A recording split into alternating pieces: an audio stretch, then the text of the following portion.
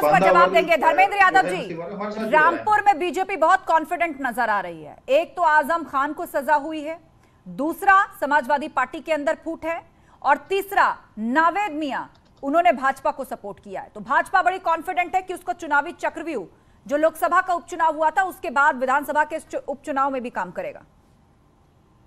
आस्था जी, पहले मैं रामपुर से शुरू करता हूं। जो नावेद मियां की बात आप कर रही हैं, भारतीय जनता पार्टी हर एक विधानसभा सीटों पर या लोकसभा सीटों पर एक अपना टॉपअप जारी कर देती है और उस टॉपअप को रिचार्ज करती है और उसको जो बुलवाना हो बुलवाती रहती है। नावेद मियां उसी का उदाहरण है, तो उससे कोई ज्यादा घबराने की जरूरत नहीं है। दूसरी बात यह है कि जो दंगाई भारतीय जनता पार्टी के थे, दंगाई का जब डिस्क्वालिफिकेशन हुआ खतौली विधानसभा पे, तब जाकर के वो सीट खाली हुई। तो दंगाइयों का पुराना रिश्ता है भाजपाइयों से। और उसके बाद परिवारवाद की बात करेंगे तो जो दंगाई है उसी की पत्नी को टिकट दे देते हैं और इनका परिवारवाद नहीं कहा जाता है। ये परिवारवाद में बोलने लायक नहीं है। दूसरी बात जो आप कह रही हैं कि भारतीय जनता पार्टी दावा करती है कि जो गुंडे माफिया दंगाई हैं वो बिल में है, वो बिल में नहीं, बेसिकली वो दिल में है इनके। वो उसका उदाहरण आपने खतौली में देखा है, किसी से छुपा नहीं है कि एक दंगाई को बचाने के लिए कितना पूरा प्रयास किया, फिर भी नहीं बच पाया।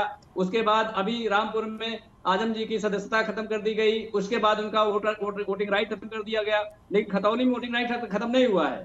तो ये भारतीय जनता पार्टी का एक तरह से संवैधानिक संस्थाओं पर कब्जा भी दिखाता है कि जो चुनाव आयोग है, जब तक भारतीय जनता पार्टी की हरी झंडी नहीं दिखाएगी, अभी तो वोट भी नहीं पड़े। धर्मेंद्र जी, आप तो पहले से ही आरोप लगाने लगे कि संवैधानिक संस्थाओं पर भाजपा का कब्जा हो गया है। आपकी इन्हीं सब बातों को तो चुनावी मैदान में जाकर भाजपा कहती है, देखिए हार स्वीकार ली, हार स्वीकार ली, जीत के लिए कॉन्फिडेंट नहीं है। मेरी बात सुन लीजिए आस्था जी, मेरा तथ्य अगर गलत हो तो आप काउंटर करेंगे, मुझे भी अच्छा लगेगा। अगर आजम जी का नाम वोटर लिस्ट से काटा जा सकता है उसी केस में, तो विक्रम सैनी का नाम क्यों नहीं कट सकता है? तो इसका मतलब चुनाव एक पार्शियल है कि नहीं, आप मुझे बता दीजिए। आपके हिसाब से सही है क्या ये? हाँ या ना में बता दीजिए मुझे। प्रशांत उमराव जी, आप जब भी बताएंगे कि देखिए हार स्वीकार ली है, ईवीएम को दोष दे रहे हैं, चुनावी मशीनरी पर कब्जे का आरोप लगा रहे हैं, तब ये कहेंगे कि विक्रम सैनी की पत्नी को क्यों टिकट दिया खतौली के अंदर? विक्रम सैनी का जो वोटिंग राइट क्यों नहीं खत्म हुआ, मैं उस पर सवाल खड़ा कर रहा हूं। ठीक है प्रशांत उमराव जी, शांत हो जाइए धर्मेंद्र। प्रशांत आप शिकायत करिए। देखिए आजम खान जी के मामले में उनके ये शिकायत नहीं जो मैं बता रहा हूँ, क्या ये आपका स्वागत है? आप विक्रम चैनल पे बोल रहा हूँ, स्वागत कर रहा हूँ, शिकायत नहीं कर रहा हूँ। और कहीं शिकायत चाहिए, धरना प्रदर्शन करें जाके चुनाव आयोग। सुनिए, आप नहीं तो आप शिकायत करिए ना, विपक्षी पार्टी ये शिकायत नहीं है, उसमें शिकायत करिए। लोकतंत्र का जो चौथा स्तंभ है, चौथे स्तंभ पर मैं आपको लिखित में दे रही ऑन एयर बोल रहा हूँ। क्या चुनाव आयोग मीडिया को नहीं मानता है? उसके बयान को नहीं सुनता। आपने शिकायत की है चुनाव? नहीं, आप लोग आपस में मत लड़िए, आप लोग आपस में मत लड़िए। मैं शिकायत बता रहा हूँ, प्रक्रिया की बात बता रहे हैं प्रशांत उमराव, धर्मेंद्र यादव की आप इसकी लिखित शिकायत तो करेंगे, सही फोरम पर अपनी समस्या तो रखेंगे। आपका फोरम सही नहीं है, लोकतंत्र का नहीं, यहाँ तो हम चर्चा करते हैं, लेकिन एक्शन लेना यहाँ से थोड़ा ना लेना ये तो संस्था के हाथ में है। सूचना का सबसे बड़ा माध्यम है, ये तो संवैधानिक संस्था का अधिकार है। यहाँ तो हम चर्चा कर सकते हैं, उस चर्चा का कोई निष्कर्ष निकाल सकते हैं, सही आंकड़ा सामने रख सकते हैं, आप लोगों की बात सुनवा सकते हैं, लेकिन जिस चीज का आप आरोप लगा रहे हैं उस पर एक्शन तो संवैधानिक संस्था ही लेगी ना। भाई संवैधानिक संस्था के पास सूचना पहुंचनी चाहिए। अब सूचना अगर आपके माध्यम से पहुंच रही, क्या गलत है क्या वो? अब आप इस तरह की बात करेंगे धर्मेंद्र यादव, तो कहीं ऐसा ना हो कि सड़क पर किसी का पर्स छिने वो पहले मीडिया में आए, थाने ना जाकर मीडिया में आए, कहें कि हम इसके माध्यम से बता रहे हैं सुपरिंटेंडेंट ऑफ पुलिस को कि पर्स छिन गया है। पर्स छीनना और किसी का वोटिंग ऑफ राइट नहीं, मैंने आपको सिर्फ उदाहरण दिया। आपने कहा कि मीडिया का मन सही नहीं है क्या? मैंने आपको सिर्फ ये बताने की कोशिश की उदाहरण से कि सही फोरम पर जाकर कंप्लेन दर्ज कराना, अपनी बात को रखना, उससे एक्शन होता है। मीडिया के माध्यम से आप चर्चा कर सकते हैं, सुनवा सकते हैं, लेकिन प्रक्रिया आगे तभी बढ़ेगी जब आप कोई लिखित शिकायत सही जगह सही दफ्तर में करेंगे। ठीक है, ठीक है, मैंने आपको उदाहरण दिया कि सही समस्या को सही जगह पर जाकर कंप्लेन दर्ज करानी चाहिए। यहाँ आप चर्चा कर सकते हैं और आप चाह रहे हैं कि सब कोई स्यो मोटो कॉग्निजेंस ले ले हर मामले में, फिर तो आपकी बातें चुनावी आरोप से ज्यादा कोई क्या समझेगा। ठीक है, रुक करते हैं आगे। सुधा मिश्रा, अभी सुन लीजिए। आ रहे धर्मेंद्र यादव, सुधा मिश्रा इंतजार कर रही है। सुधा, एक मिनट रुक जाए धर्मेंद्र। सुधा मिश्रा जी, बेशक आपने कहा कि कांग्रेस चुनाव नहीं लड़ रही, लेकिन क्या ये चिंता आपको नहीं सताती कि जो फूट समाजवादी पार्टी के अंदर पड़ी कहीं उससे कांग्रेस को ना गुजरना पड़े? क्योंकि नावेद मियां अब बीजेपी को सपोर्ट कर रहे हैं, वो कांग्रेस में हैं या नहीं, ये आप स्थिति स्पष्ट करेंगे। आपका सपा के साथ अलायंस रह चुका है, लेकिन नावेद मियां जो कांग्रेस का हिस्सा रहे वो अब बीजेपी को सपोर्ट कर रहे हैं। जी आस्था जी, आपको एक बात क्लियर कर दूं कि जब इन्होंने ज्वाइन किया था पुनः कांग्रेस, नावेद मियां ने, तो सपा छोड़ के आए हुए थे, और वहां पे जब उनका बयान आया था उन्होंने कहा था कि हमने अखिलेश जी से कहा कि वो आजम जी को निकाल दें। उनका जो अपना व्यक्तिगत रामपुर में अगर देखा जाए तो जो उनका दोनों के बीच में जो चलता है, खास करके आजम खान जी से, वो उनका जो व्यक्तिगत अपना उस क्षेत्र विशेष में है, उसकी बात पे उन्होंने कहा, जब नामांकन हमारे यहाँ से नहीं किया गया तो उन्होंने कहा था, एक उनका बयान आया था कि मैं स्वतंत्र हूँ सपा का विरोध करने के लिए।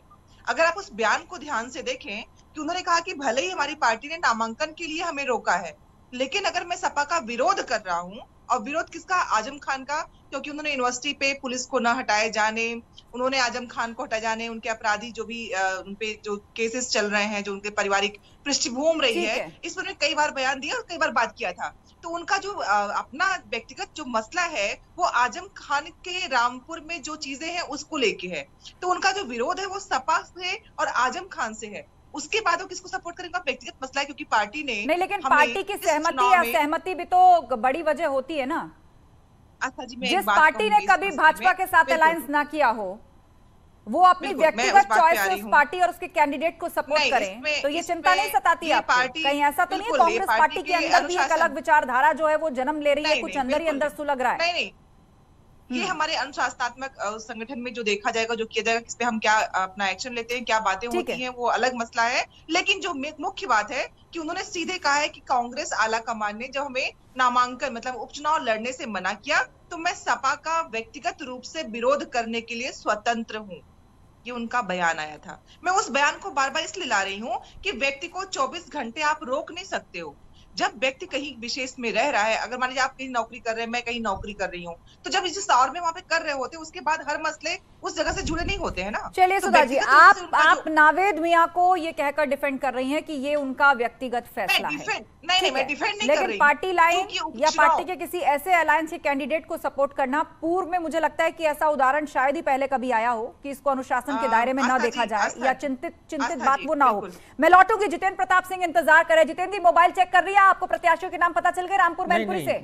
बात मोबाइल चेक करने की नहीं है, एक्चुअली में उन्हीं का मैसेज आया था तो इस वजह से एकदम से कोई बात नहीं, लेकिन आप बताइए आप टक्कर में है जब आपने नाम पूछ रहे थे, मैं बता रहा था उसी समय टक्कर में है कहीं? तो जी आपका सवाल क्या है? आप टक्कर में है कहीं? मुकाबला तो सपा भाजपा का बताया जा रहा है। नहीं, आप भी मैदान में उतर गए, किसको फायदा होगा? बिल्कुल, जो जिन जातियों को अभी तक, मैं बार बार कहता आ रहा हूं, जिन जातियों को अभी तक समाज में वो स्थान नहीं मिल पाया है, कहीं भी, ना सरकार में, ना प्रशासन में, और ना उनकी कहीं सुनवाई होती है, ना तहसील, ना कोर्ट कचहरी में, ना पुलिस थानों में, हम उनकी लड़ाई लड़ने आए हैं। और उनकी लड़ाई के लिए ही हमने अपने प्रत्याशी माननीय जयवीर सिंह जी को वहां से उतारा है और वो रामपुर में कड़ी टक्कर देंगे। पिछड़े वोटर्स पर आपकी नजर है और सपा भी उसको टारगेट करके आगे बढ़ रही है, तो आप सपा के नुकसान के लिए आए हैं चुनावी मैदान में? नहीं, देखिए, हम किसी के नुकसान या फायदे के लिए नहीं आए हैं। अगर नुकसान या फायदे के लिए आते तो हम अपना कैंडिडेट ही खड़ा नहीं करते और किसी को समर्थन दे देते। यहाँ पे बात सीधी सी है कि उन जातियों की, इसमें जब मैं बोलता हूँ कि वंचित और शोषित का मतलब होता है कि वो किसी भी जाति के हो सकते हैं, किसी भी पंथ संप्रदाय के हो सकते हैं, वो चाहे अगड़ी जाति हो, चाहे मुस्लिम धर्म के लोग हों, चाहे महिलाएं हो, चाहे पुरुष हो, कोई भी वंचित और शोषित में हो सकता है। तो मैं ऐसा नहीं कह रहा हूं किसी एक जाति विशेष या 5 जातियों या 10 जातियों, मैं सभी जातियों की बात कर रहा हूं। उनके लिए हम लड़ रहे हैं जिनको उनका अधिकार नहीं मिल पाया है या जिनको अभी तक। ठीक है, उसी के लिए आप उपचुनाव में उतरे हैं।